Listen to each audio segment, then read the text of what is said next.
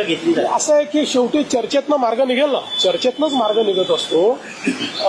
मला असं वाटतं की त्यांनाही माहिती आहे कायदे आहेत, व्यवस्था आहेत, समित्या आहेत, त्यामुळे सगळ्या गोष्टी एकदम सगळ्या पदरी पडतात असं नाही आहे.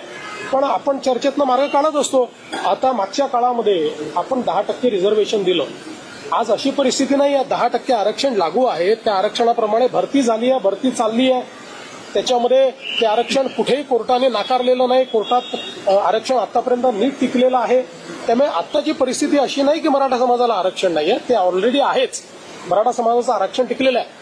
पण एक गोष्ट मात्र निश्चित आहे की वेगवेगळे पक्ष जे या संदर्भात सोयीची भूमिका घेत आहेत, त्या पक्षांना माझं आव्हान आहे की सोयीची भूमिका घेऊ नका.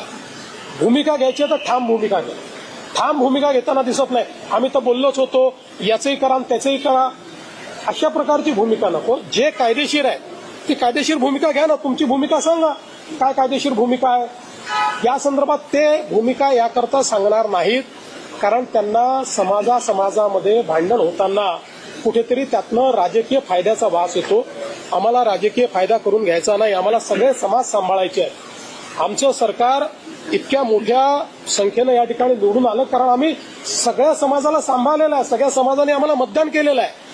त्याच्यामुळे आम्हाला सगळ्यांना सांभाळावं लागेल. सगळ्यांना सांभाळून सगळ्यांचे ॲस्पिरेशन्स जे आहेत ते ॲस्पिरेशन्स कसे पूर्ण करता येतील हे आम्हाला प्रयत्न करायचा आहे.